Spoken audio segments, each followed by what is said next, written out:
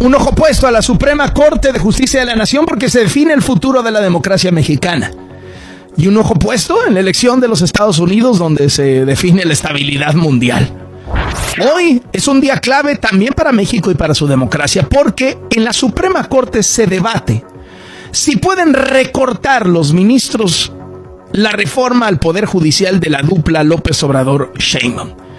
El proyecto que están discutiendo, planteado por el ministro González Alcántara Carranca, que fue propuesto por López Obrador para llegar a la Corte, pero ha mostrado una postura independiente, es que se acepte la elección de ministros de la Corte, los 11 por voto popular, que renuncien todos los que están, que se vayan, que haya un sustituto del Consejo de la Judicatura, un nuevo órgano disciplinario del Poder Judicial, que se proceda con todas las medidas de austeridad que tanto han impulsado, pero que no haya elección de jueces y magistrados. De ministros sí, pero no de jueces y magistrados, porque dice son cientos, está muy mal organizado y muy mal planteado y va a conducir a un desastre en el país. Eso es lo que planteó el ministro González Alcántara Carranca, una especie de vamos a encontrarnos a la mitad del camino, pero para que eso sucediera, tendrían que votarlo 8 de los 11 ministros. Y usted ya sabía que 3 votos no iban a estar ahí, que son los de las 3 ministras obradoristas, Lenia Batres, Yasmín Esquivel, la del plagio, y Loretta Ortiz, las 3 obradoristas. Entonces los otros 8 tenían que estar 100% unidos para contener el daño de la reforma judicial que López Obrador heredó y Claudia Sheinbaum ha impulsado con una decisión y una firmeza autoritaria que han sorprendido a propios extraños. Vamos a la Suprema Corte con nuestro compañero reportero Octavio García. Octavio, adelante. Gracias, Carlos. Muy buenas tardes. Pues a más de 3 horas de haber iniciado la discusión sobre el proyecto del ministro Juan Luis González Alcántara Carranca, en contra de algunos de los términos de la llamada reforma judicial, en la votación, solo por el capítulo de legitimación de los partidos, la resolución de este proyecto avanza, ya que por mayoría de 8 votos a favor y 3 en contra, se aprobó que los partidos PRI y PAN sí están facultados para interponer acciones de inconstitucionalidad en contra de la llamada reforma judicial. Aunque debo decirte, Carlos, que en una de sus intervenciones, el ministro Alberto Pérez Dayán manifestó que no está de acuerdo con que los partidos puedan promover estas acciones de inconstitucionalidad y lamentó que aquellas instancias del orden electoral, renunciando al ejercicio responsable de sus competencias, hayan privilegiado interpretaciones sesgadas que favorecieron intereses personales. Por mayoría de 9 votos, el Pleno de la Suprema Corte de Justicia de la Nación rechazó la propuesta de la ministra Lenia Batres, quien pretendía retirar el proyecto de su homólogo Juan Luis González Alcántara Carranca para discutirlo en otra ocasión, que propone anular parcialmente la reforma judicial. Y aquí, Carlos, en el desarrollo de la sesión, la ministra Lenia Batres Guadarrama tuvo un lapsus al votar en contra de su propia propuesta de promover el análisis del proyecto del ministro. Dios, escuchemos. Una más. Es así improcedente el estudio de acciones de inconstitucionalidad que contraviertan reformas constitucionales, es decir, a favor de mi propuesta, en contra de que se pase a su estudio en este momento. No. Esta ministra de la Corte hace que cada reporte parezca una intervención del duende, Octavio. ¡Qué cosa! ¡Qué oso! Así es, a ver si no le quita la chamba. Carlos. Y previo al inicio formal de esta sesión para analizar el proyecto del ministro Juan Luis González Alcántara Carranca, digo su nombre completo porque si no me regaña el ministro Aguilar Morales, como él lo hizo en la Corte, en contra de algunos de los términos de la llamada reforma judicial, la presidenta de la Corte de Justicia, de la Suprema Corte de Justicia y el Consejo de la Judicatura Federal, Norma Lucía Piña Hernández, dirigió un mensaje a la Nación y a sus pares del Pleno, donde subrayó que cualquiera que sea la decisión a la que arriben, será retomada por los libros de historia de nuestro país. Así lo expresó. No es exagerado afirmar que cualquiera que sea la decisión a la que arribemos será retomada por los libros de historia de nuestro país. Es cierto que no son pocas las ocasiones en las que a la Suprema Corte le toca estudiar y resolver asuntos de superlativa dificultad y relevancia social. También es cierto que no son pocas las decisiones que desde aquí se toman y transforman la realidad de las personas. Y bueno, Carlos, pues aquí sigue la sesión del Pleno, sigue el análisis de este proyecto del ministro Juan Luis González Alcántara Carrancá. Veremos en qué termina, si hoy concluye esto o se extiende hasta la sesión del jueves. Muy bien, Octavio, muchísimas gracias. Vamos a hablar con el doctor Javier Martín Reyes, politólogo, abogado, investigador de jurídicas de la UNAM, para que nos explique con manzanitas qué ha significado lo que se ha dicho hasta ahora en la Suprema Corte. Si ya va la reforma judicial tal cual la planteó Morena, López Obrador, Sheinbaum. Doctor Javier Martín Reyes, qué gusto saludarte. ¿Cómo estás? Muy buenas tardes. Querido Carlos, como siempre, un gustazo saludarte a ti y a todas las personas que nos escuchan. A ver, explícanos con manzanita, sobre todo, pues este voto del ministro Pérez Dayán, que se esperaba que fuera parte del bloque de los 8 ministros. A ver, explícanos cómo está la cosa. Mira, yo te ahorita ya se pasó una aduana importantísima, Carlos, que era si los partidos políticos podían o no presentar este tipo de impugnaciones contra reformas a la Constitución. Que por cierto, la presidenta Sheinbaum había sido muy insistente en que los partidos políticos no tenían ese derecho, ¿no? Sí. No, y a ver, y eso, perdón, o sea, es ignorancia pura y dura. O sea, cualquier persona mínimamente informada de la materia electoral y de cómo la Corte ha tratado las acciones de cuestión de la materia, sabe que los precedentes sí dan, incluso cuando los partidos políticos no pueden participar en ciertos procesos, como son los que tienen las comunidades indígenas, siempre se ha abierto la puerta para que los partidos políticos impugnen leyes electorales. Y esta es una reforma que claro que incide en la materia electoral, Carlos. Pues de hecho lo que hace es incorporar a la materia electoral, claro, la definición de quién van a ser juezas y jueces de este país. Así que eso no había ninguna duda, pero bueno, pues hay 3 ministros que dijeron que no. Ya se pasó esa primera aduana. Ahora, el ministro Pérez Dayán ya adelantó que él cree que no se puede pasar una segunda aduana, que es la posibilidad de impugnar a la Constitución.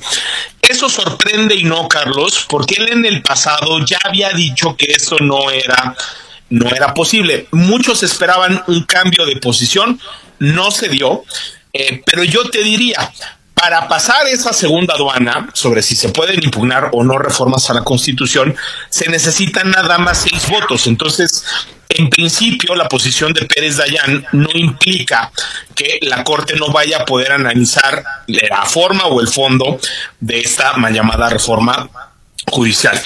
Y lo que es muy importante, Carlos, es que si Pérez Dayán, como seguramente sucederá en unos minutos o cuando se reanude después la sesión, porque no sé si van a alcanzar a discutir el asunto ahorita, si él pierde la votación de la procedencia y dice es improcedente, pero una mayoría dice que sí es procedente, creo yo que va a estar obligado a pronunciarse sobre el fondo. Entonces eso tampoco impide en sentido estricto que luego diga si hubo violaciones al procedimiento legislativo o si hubo problemas en el fondo, ¿no?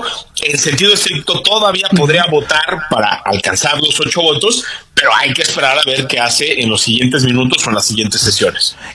Considerando pues digamos pronunciamiento que ya hizo, lo más probable sería que votara en el sentido de que se quedara la reforma judicial tal cual. No necesariamente, no. O sea, lo que dice, o sea, no te delinea este voto sobre el hecho, sobre la revisión, no te delinea el voto sobre el fondo. Exacto, ¿no? O sea, este es un voto de decir, oye, yo creo que yo no lo puedo revisar. Ahora, si hay una mayoría que le dicen, no, sí lo podemos revisar, creo que ese voto lo obliga a pronunciarse ya sobre los temas de fondo. Para mí eso es lo correcto, porque si no, Carlos, entonces vamos a terminar con una votación que va a ser absolutamente incomprensible, no se van a poder formar las mayorías. O sea, eso es algo que sucede en los órganos colegiados. Para mí, la posición correcta es, si pierdes la votación en procedencia, tienes que, porque tú dices que es improcedente, entonces estás obligado a pronunciarte en el fondo. Ojalá lo haga así, ¿no? Ya, eso es lo que pasa, o sea, es decir, cuando pierden las votaciones de este tipo, luego se pronuncian en el fondo, o sea, eso es normal, se dice, ok, perdí esta, pero pues entonces ya tengo que hacer esto otro, ¿no? Eso tendría que ser lo regular, ¿no? Pero también hay que decirlo, ¿no? O sea, es como cuando estás jugando y dices, oye, ¿tú qué quieres jugar? No, yo quiero jugar ajedrez, ¿no? ¿Y tú qué? No, maratón. No, pues yo quería maratón, perdí. Bueno, pues voy a jugar ajedrez.